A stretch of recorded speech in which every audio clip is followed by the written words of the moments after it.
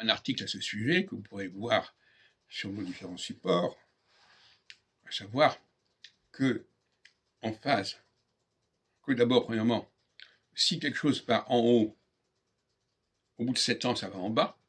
Il y a toujours un haut et un bas. Et donc, par exemple, si on prend le cas de De Gaulle, en 62, il était très en haut, et en 69, 7 ans plus tard, il est en bas. Parce qu'on est passé de la phase solsticiale à la phase équinoxiale. En 62, il s'oppose non seulement pour la question de l'Algérie, mais aussi pour la réforme constitutionnelle, qui avait rencontré une énorme opposition de la part des différents partis politiques, ne l'oublions pas, qui était complètement contre le suffrage universel pour l'élection du président de la République.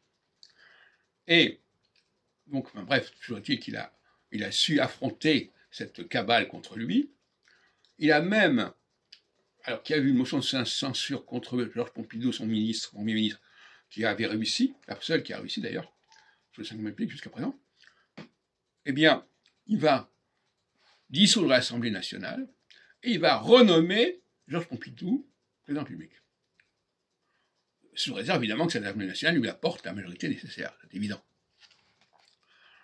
Donc, on voit bien qu'il y a, en 7 ans, un contraste considérable dans la vie d'un homme politique, d'un leader.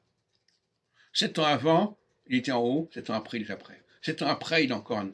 C'est les montagnes russes. Dans le cas de François Mitterrand, 1983 est une date d'échec. Il est obligé d'abandonner, de renoncer à un certain nombre de projets de son plan, de son programme commun. Donc, on voit bien que ça fonctionne qu'en phase équinoxiale, il peut y avoir des échecs, on se dégonfle. Actuellement, on n'est pas en phase équinoxiale. Saturne n'est pas encore passé sur le cap des 15 degrés Bélier. Donc, il ne faut pas s'attendre à ce que Macron ait le même comportement que Mitterrand en 83. En revanche, il va avoir le même comportement que De Gaulle en 62. Il y a 60 ans. 2 cycles de Saturne. La même configuration. Voilà. Donc, effectivement, les constitutionnalistes ont 2 défauts. Premièrement, ils ne connaissent pas la cyclologie astrologique. Et deuxièmement, ils nous racontent des histoires complètement ridicules, comme quoi le président de la République nommerait un Premier ministre qui aurait le droit de faire ce qu'il veut, sans passer par l'investiture de l'Assemblée nationale. Mais c'est n'importe quoi.